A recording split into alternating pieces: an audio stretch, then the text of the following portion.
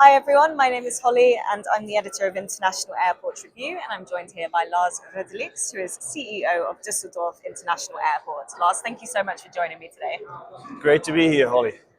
So firstly, Germany is going through a wave of strikes across the transport sector, with airport security staff at Düsseldorf staging an unannounced strike in March this year. How do you make sure that you can minimize disruptions in the event of another unannounced strike? Yeah, indeed. We've seen quite a lot of strikes recently in Germany, which puts stress on our airport, but of course is also very difficult for our passengers.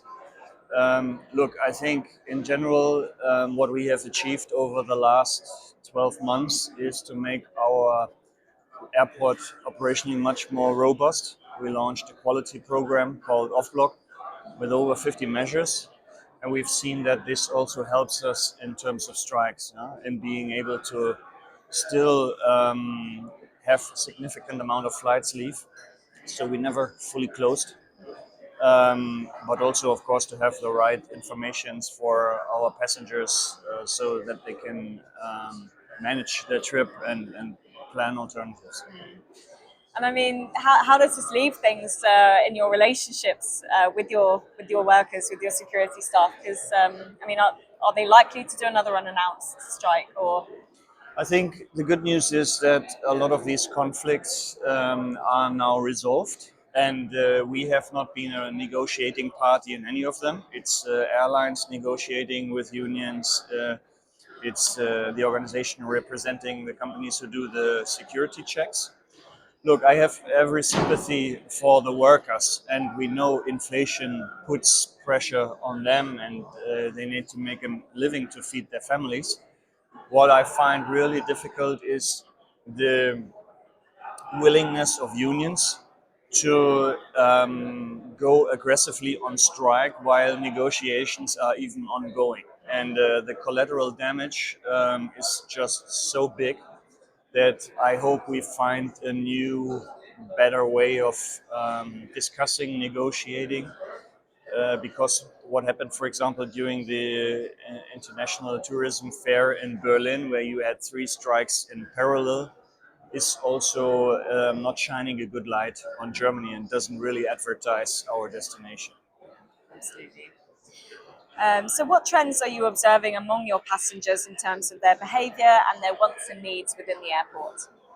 Yeah, one big trend that we also feel is environmental awareness of our passengers, and you can really see a shift for domestic travel to rail.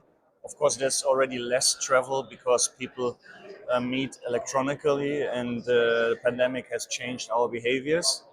And so accessibility and connectivity for an airport with other modes of transportation become ever more important. Good news is that we are in a very good position there. We are one of the most versatilely connected airports to rail, to road. And we're building further on that, also with our shareholder, the city of Düsseldorf, who owns 50% in our airport. So a new tram line that connects us directly to the heart of Düsseldorf is going to be completed next year. We have more regional trains that will serve our airport. And midterm, we also want to have more high-speed trains stopping at our airport. Fantastic. Now, passengers at your airports can now pre-order and pay for their food orders and pick them up within the terminal. What other technologies and innovations are you introducing to make the airport experience more seamless and efficient? Yeah, that caught a lot of attention, which we like. Look, I'm a firm believer that for any technology innovation, you need to have a robust base. You need to have processes and products that work fine. So what we've really done over the course of the last year is to work on our core performance. We launched a program with over 50 measures, and we can say that really delivered. We are the most punctual big airport in Germany in 2023. We have no more issues at security. And on top of that, we're now building some new services. So we introduced, for example, the ability to book a slot in our security control so that you can pre-plan your arrival at the airport if you want to do that. pre-ordering. We are deploying more self-service technology, especially backdrops now, and we've introduced the latest generation of security screening equipment, so new gates, screening gates throughout the entire airport, plus also CT scanners. Fantastic. You recently issued a tender for 12 new food and beverage outlets. So, how are you diversifying your revenue and bolstering your non-aeronautical activity side? Yeah, very important point. Really, to further develop our non-aero revenues.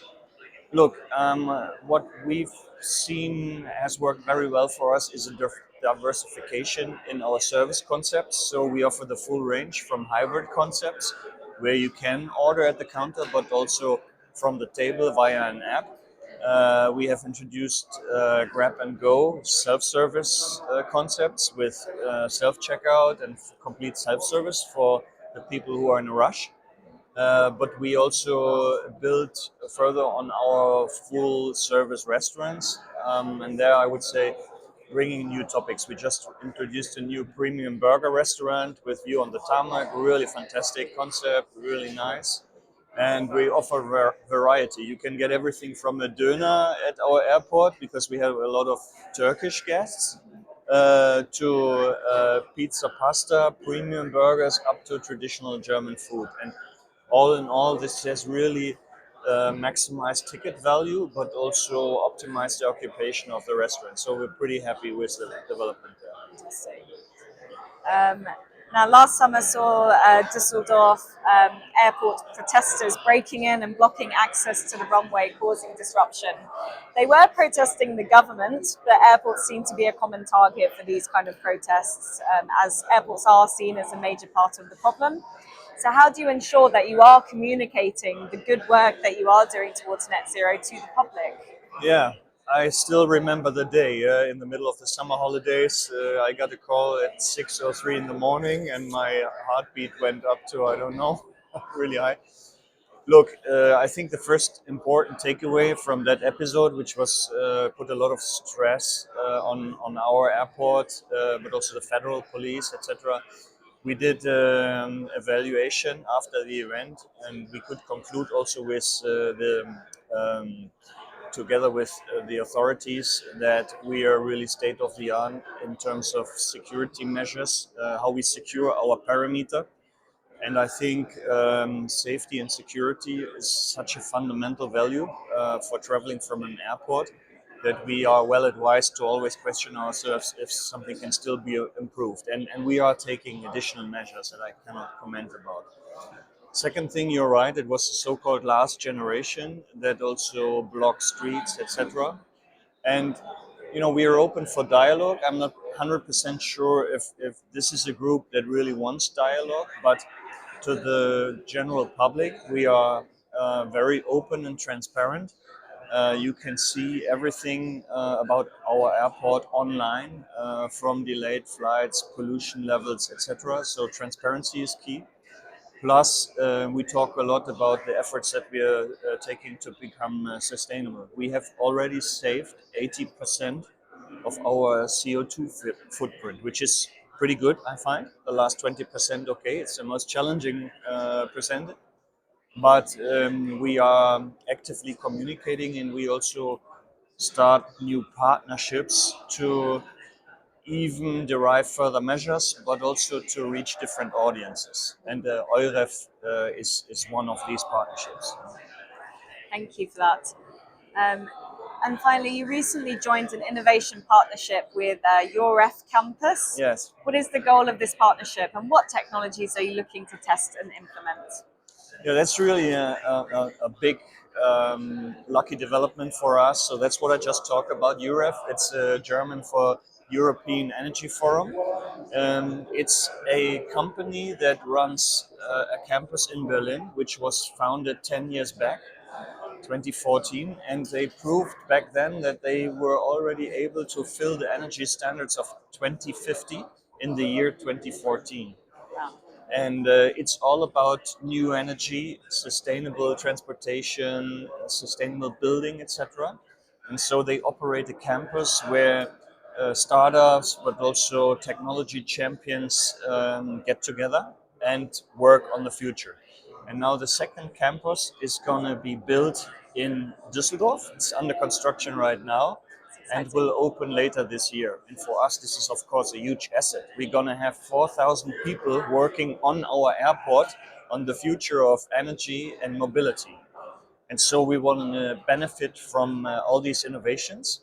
But I think we are, as an airport, also a great opportunity for this campus, because when you want to make innovation successful, you also need to think about the application in the real world. And here we are as an airport, like a test bed almost for all these companies. So for us, it was a natural step to work together with the URF campus, and I think a lot of good things will come out of that for us.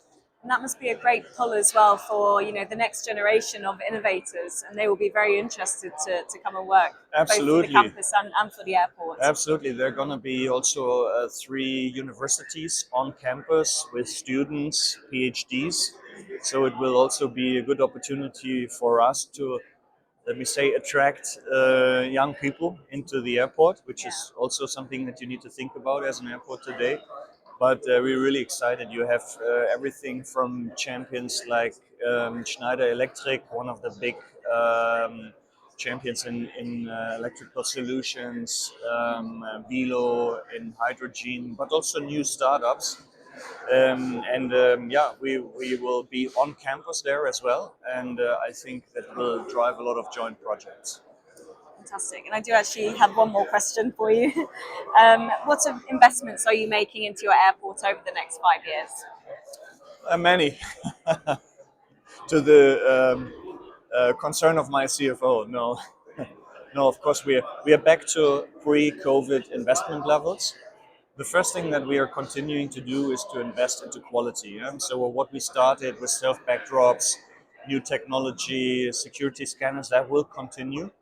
And we're also investing into our terminal infrastructure because if you're not a brand new airport, there's always something to be replaced. So we will see some major renovations.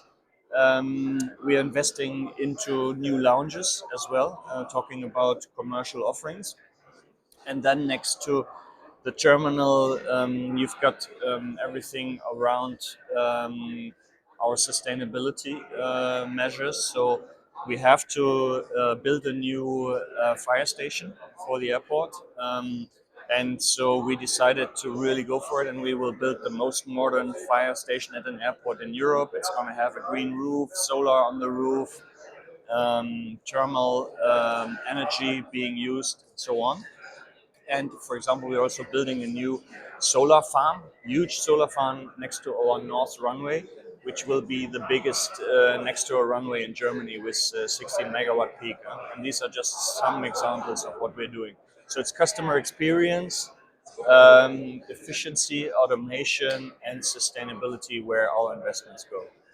I imagine, yes, for those flying into the airport as well, seeing that huge solar farm, that would be good PR for the. That will be very recognizable. Yes, exactly. Yes. Sounds like you have a lot on your plate, but very, very exciting times to come, and we look forward to learning all about it. So, Lars, that was my final question. Thank you so much. Thank you.